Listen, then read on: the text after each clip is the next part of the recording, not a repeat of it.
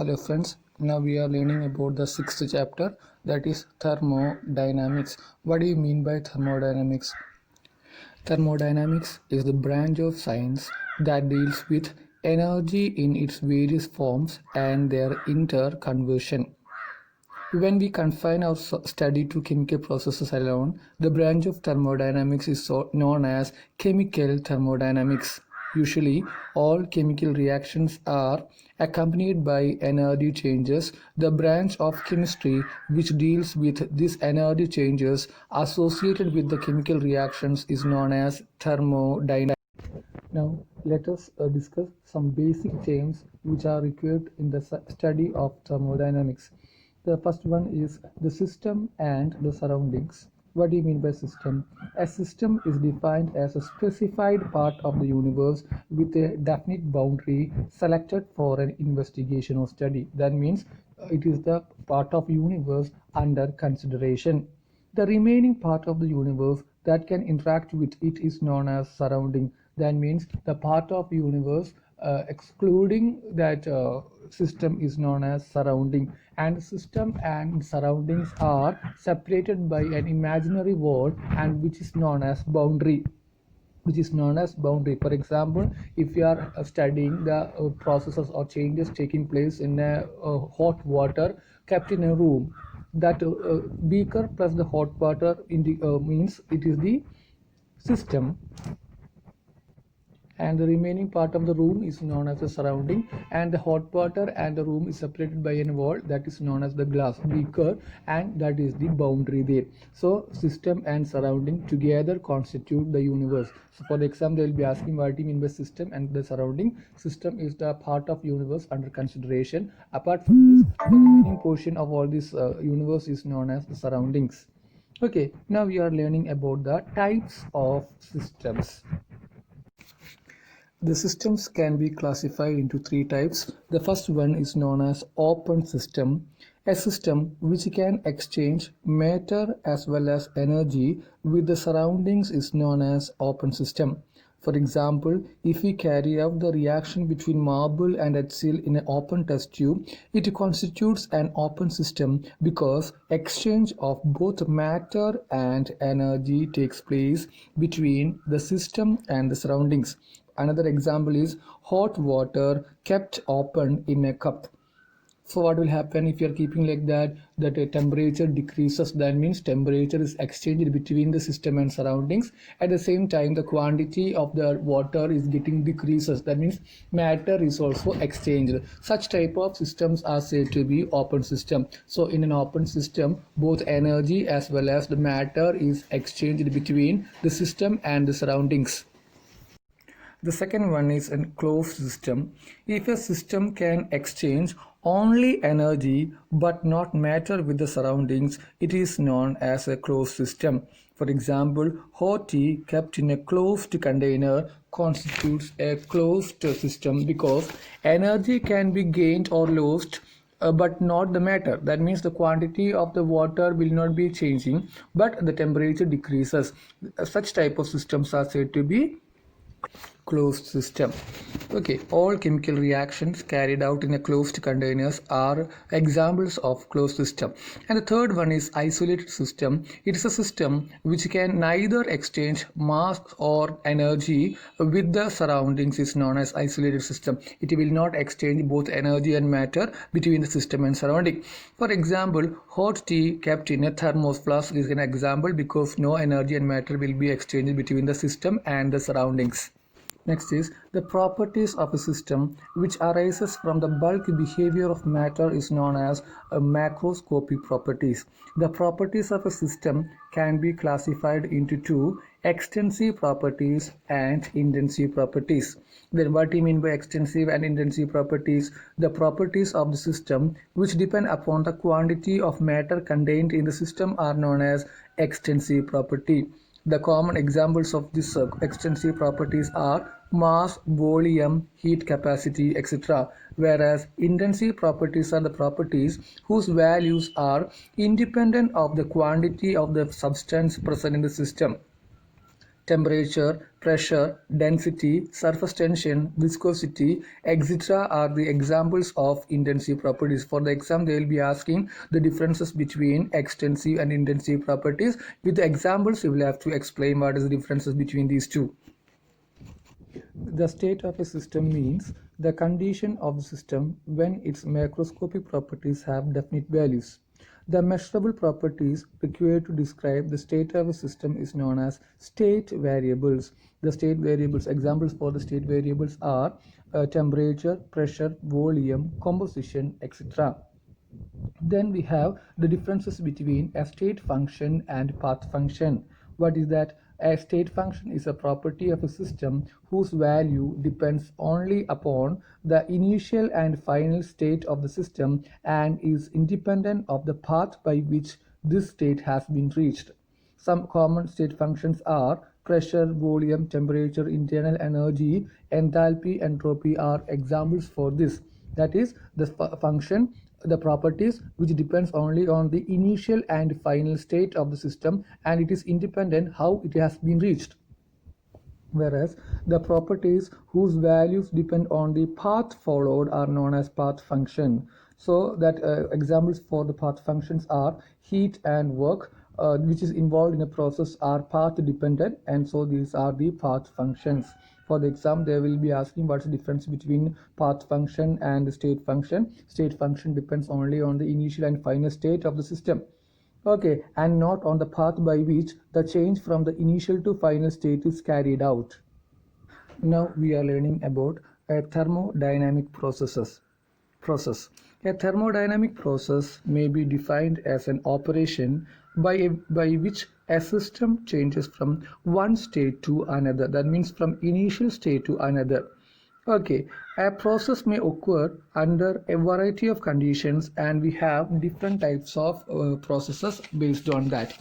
The first process is that isothermal process. From the term it's very clear that it is the process in which the temperature of the system remains same, or the change in temperature dt or delta T will be equal to 0. Okay, and second one is isobaric process. What do you mean by isobaric process? The process which is taking place at constant pressure. Similarly, we have the third one, isochoric process. What is isochoric process? It is the process in which the volume of the system remains constant. So we have the first three processes are very simple one: isothermal, isobaric, and isochoric process. And the last one is to be reversible and irreversible process. From terms itself, it is very clear. A process or change is said to be reversible if a change is brought out in such a way that the process could at any moment be reversed by an infinitesimal change. What do you mean infinitesimal change? Which means that very small change. If you are changing any one of the factor, the whole process can be reversed. Okay, a reversible process proceeds infinitely slowly by a series of equilibrium states such that the system and the surroundings are always in near equilibrium with each other. The process which excluding or the process other than reversible process are said to be irreversible process. And the last one is the adiabatic process. What do you mean by adiabatic process? It is a process in which the system does not exchange heat with the surroundings. That means no heat enters or leaves the system, or the change in heat energy is equal to 0. Okay, so a process is said to be the adiabatic. We can say that no heat transfer is taking place between the system and the surroundings. Our next topic is modes of transference of energy between the system and surrounding. We said about the exchange of energy between the system and surroundings, how it is taking place. A system can exchange its energy with the surrounding in different ways. Two important modes of transference of energy are work and heat. The first one is work. The transference of energy may take place in the form of work if the system and the surroundings have different pressures. For example, consider a gaseous system enclosed in a cylinder fitted with a movable piston. If the pressure of the system is the higher, the piston will be pushed up until the pressure of the system becomes equal to the pressure of the surroundings. Is it clear? That means if the pressure of the system is higher, the piston will be pushed up until the pressure of the system becomes equal to the pressure of the surrounding. During this expansion, work is done by the system on the surroundings. In this way, energy is transferred to the surroundings as work. On the other hand, if the system is at a lower pressure, piston will be pushed down until the pressure of the system and the surroundings become equal. In this case, work is done on the system by the surroundings. Okay, some cases it will be done on the system, otherwise it will be done by the system. Okay, the work done is usually denoted by the letter W, small letter w, and according to International Sign Convention, if work is done on the system, it will be taken as positive, and work is done by the system, it will be taken as negative. So keep in mind, if work is done on the system, it will be taken as positive. If it is done by the system, it will be taken as W is taken as negative value. And the second way of transferring energy between the system and surroundings, that as heat. Energy is exchanged between the system and the surroundings as heat if they are at different temperatures. If the system is at a higher temperature, then energy is lost to the surroundings as heat, causing a fall in temperature of the system and rise in temperature of the surroundings. This energy transfer goes on till the temperature of the system and the surroundings become equal. On the other hand, if the temperature of the system is lower than that of the surroundings, then heat is gained by the system.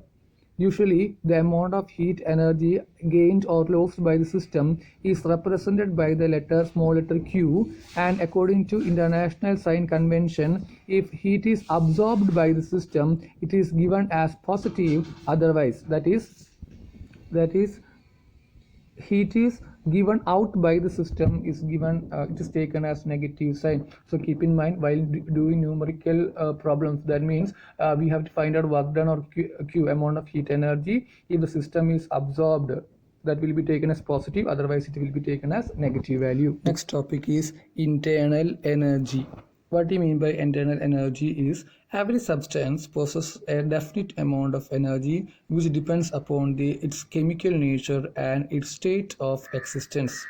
This energy is known as intrinsic energy or internal energy, which is represented by the capital letter U, and it is a sum of different forms of energy of a particular system. That means rotational energy, vibrational energy, translational energy. All this energy, the sum of all this energy is known as internal energy, and this internal energy of the system is definite quantity and depends upon the state of the system and not upon the how the system attains that state. That is, internal energy is a state function.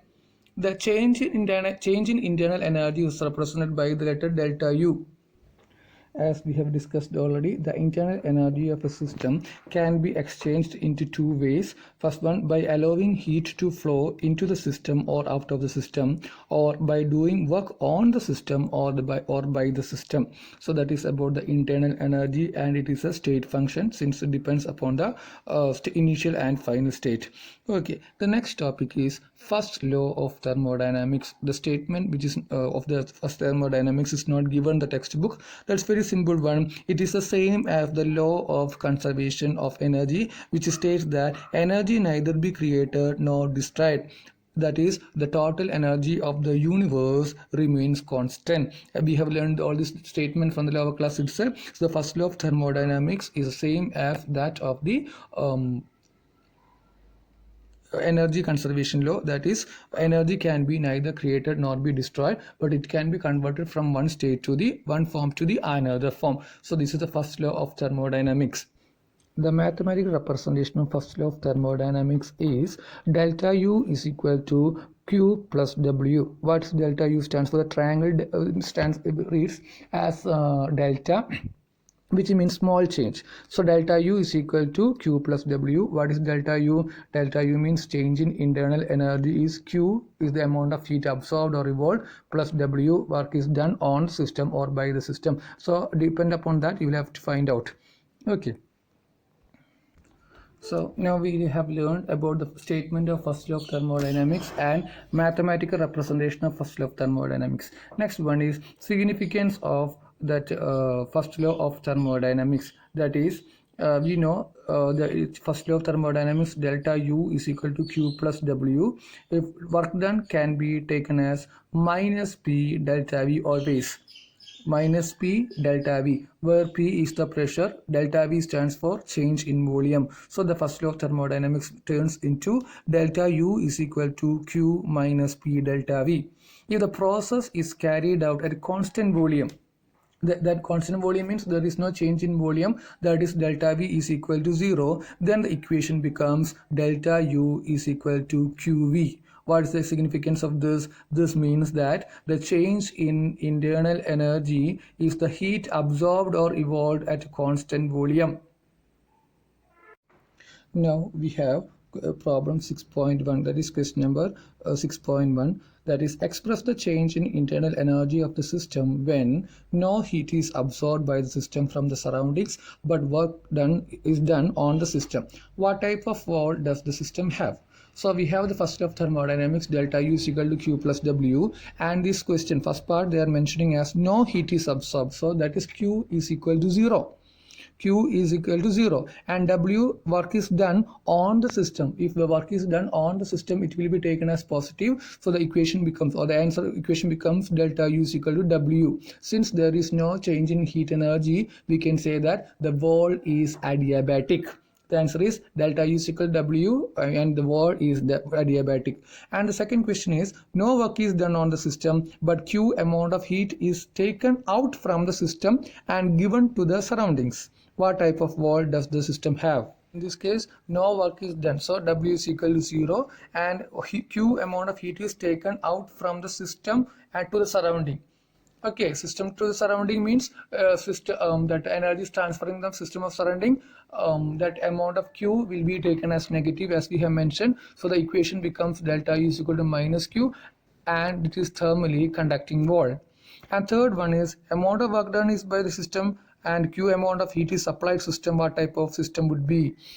Here work is done by the system, so that will be taken as negative, and Q amount of heat is applied to the system, that is system is absorbing, that means it will be taken as positive. So the equation becomes delta U is equal to Q minus W and the system is said to be a closed one. So the answers are given in the textbook itself. Try to read it again. Our next topic is isothermal and free expansion of an ideal gas. For different processes, we are telling that how we will be finding out the amount of heat absorbed or given out. Okay, for first one, for isothermal irreversible change, Q is equal to minus W. What is W? We have learned that is equal to minus P delta V. Delta V means change in volume. I will be finding out change in volume, final volume minus initial volume. Here the VF stands for final volume and VI stands for initial volume. So for an isothermal irreversible change, Q is equal to minus W, that is P external, that is external pressure into VF minus VI.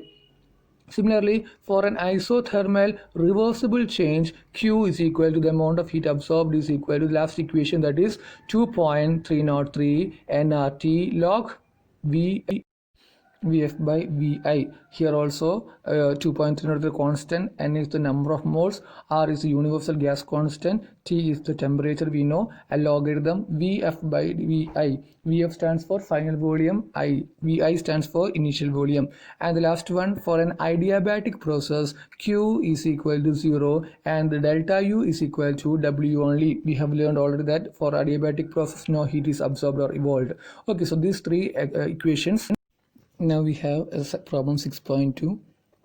2 liters of an ideal gas at a pressure of 10 liter expands isothermally into a vacuum until its total volume is 10 liters. How much heat is absorbed and how much work is done in this expansion? Solution: we know Q is equal to minus W, isn't it? Q is equal to minus W, and that is equal to P external into 10 minus 2, that is final volume minus initial volume. Just substitute, but the amount of pressure is equal to 0, so no work is done, no heat is absorbed. In the same expansion, but the time a constant external pressure of 1 atm, if you are providing, we will be getting the value Q is equal to minus W itself, P external into 8 only. That means difference between these two, volume equal to 8, external pressure is equal to 1. So the answer will be 8 into 1 liter, 1, that is 8 liter atmosphere. And the third one, you can read the question, find out the just simple question. That is, consider the expansion given in the problem. For 1 mole of an ideal gas conducted reversibly. So what we can say, we can have the equation Q is equal to minus W, W is equal to, that is equal to 2.303 nRT log Vf divided by Vi. We can substitute all the values. N is equal to 1 here, R is equal to 0.8206. Temperature usually will be taking at 298 Kelvin. So that will be taken substitute and find out the answer properly. Now we have some exercise questions. Question number 6.1. Choose the correct answer. A thermodynamic state function is a quantity. 4 options are given. First option is used to determine heat engines, whose value is independent of path. Used to determine pressure volume work, whose value depends on the temperature only. So from this, it's very clear that state function, we have learned about the differences between the state function as well as the path function. State function means what? Depends upon the initial and state of the initial and final state of the system. So the answer for this question is option 2, whose value is independent of path. Whose value is independent of path. Then the question number 6.2, for the process to occur under adiabatic condition, the correct condition is, for adiabatic process we know that no heat is absorbed or no heat is evolved between during this process. That means change in Q or in heat energy must be equal to 0, that is Q is equal to 6. Then we have question number 6.7. In a process, 701 joule of heat is absorbed by a system and 394 joules of work is done by the system. What's the change in internal energy for this process? What's the equation for change in internal energy? Delta U is equal to Q plus W. Here joule absorbed, heat is absorbed, so that will be taken as positive, and 394 joules of work is done by the system. If work is done on system, it will be taken as positive, and work done is done by the system will be taken, it is negative. So the equation 701 minus 394, and what is the change in so that you can substitute in that equation and can find out the answer. So in this video class we have learned the important terms used in thermodynamics, that is system and the surrounding. In the system itself, 3 types: open system, closed system, and the isolated system. And next one, the state function and path function, extensive and intensive properties, different types of processes including adiabatic process and reversible as well as irreversible process. First law of thermodynamics, modes of transference of energy between the system and surrounding, that is as W and Q, that is work done, as well as amount of heat absorbed or evolved during the process, and significance of first law of thermodynamics also we have learned. So study these topics properly, read the textbook once again, try to solve the numericals and the questions which is given in the exercises as well as in text by yourself, and be ready for the next class. Okay, all this stuff, these are the basis of the thermodynamics, definition for thermodynamics, different terms used in thermodynamics. All these topics you will have to learn and read it from the textbook itself. Okay, thank you.